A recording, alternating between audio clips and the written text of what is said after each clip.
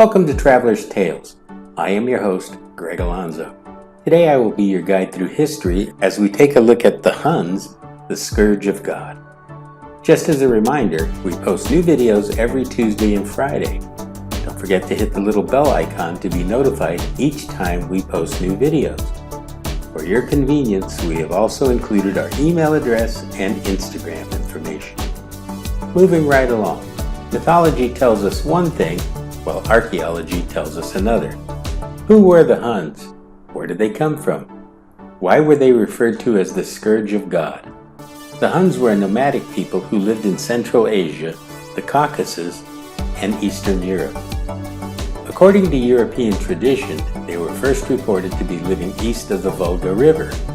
Very little is known about Hunnic culture, and few archaeological remains have been conclusively associated with the Huns. They were, however, believed to have used bronze cauldrons.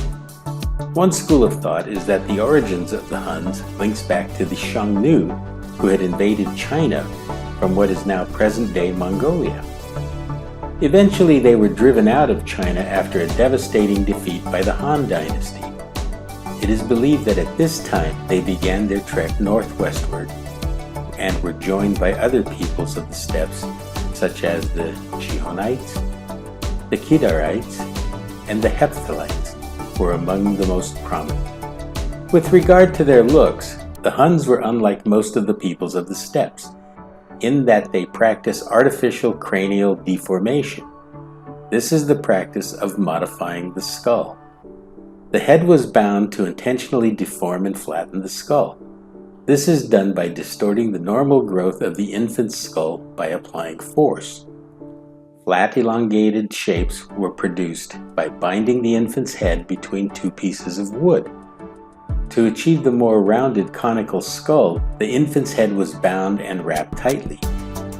In a typical case, head binding begins approximately 1 month after the birth of a child and continues for approximately 6 months. Intentional cranial deformation predates written history and is not unique to the Hun. Throughout history, several cultures around the world have taken part in this practice and still can be found today in a few areas such as Vanuatu. Why did the Huns so avidly partake in this practice? It seems that the Alshan Huns were generally recognized by their elongated skulls, which were indicative of their identity. For the Huns, this look was a sense of pride that distinguished them from other peoples. What is the role of women in Hunnic culture? In Hunnic society, the elites practiced polygamy while the commoners were most likely monogamous. According to the Roman historian Ammianus Marcellinus, Hunnic women lived in seclusion. This, however, is a debatable point, as other scholars have claimed that Hunnic women moved about and freely mixed with the men. Other writers go on to make claim that in Hunnic society, capable women were even allowed to serve as tribal leaders and chieftains. It is also important to point out that some scholars also believe that the Huns held widows in very high respect. Due to the pastoral nature of the Huns' economy, the women most likely had a large amount of authority over the domestic household. With regard to language, the Huns spoke their indigenous Hunnic as well as an array of tribal tongues. As the Huns migrated westward, Gothic also became a popular language among the Huns. As for their religion, very little, in fact next to nothing, is known about what the Huns believed or how they worshipped. It is generally believed that, like most of the steppe tribes, the Huns worshipped the forces of nature. Tengrism, or a similar practice of shamanism, may have been followed. We do know that many of the steppe peoples, like the Huns, Bulgars, Turkic, and Altaics, believed in shamanism, totemism, and animism. Many historians also believe that the Huns practiced a similar ritual as the Scythians and Sarmatians of worshipping a war god who was represented as an unsheathed sword. What made the Huns so powerful and the nemesis to all who stood in their way? The short and simple answer: warfare. Unfortunately, Hun warfare tactics as a whole has not been greatly studied. Our principal source of information comes once again from the Roman historian Ammianus Marcellinus. based on Marcellinus's writings, the Huns' tactics did not differ markedly from those used by other nomadic horse archers. The Huns were just more proficient. Granted, the Huns relied much more on their cavalry tactics along with extreme swiftness and mobility. It is quite evident that they mastered these capabilities. Enter the man whom Western Europe dubbed him and the Huns the Scourge of God. Attila was the most successful of all the Hun kings.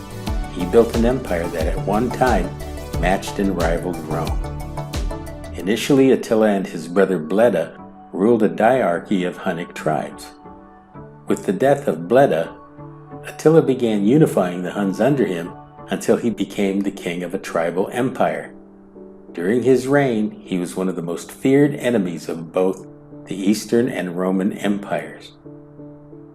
To the Romans, the Huns were bloodthirsty barbarians who obsessed with killing of Romans and putting Roman cities to the torch, since they were not Christians and persecuted Romans, hence the name, the Scourge of God.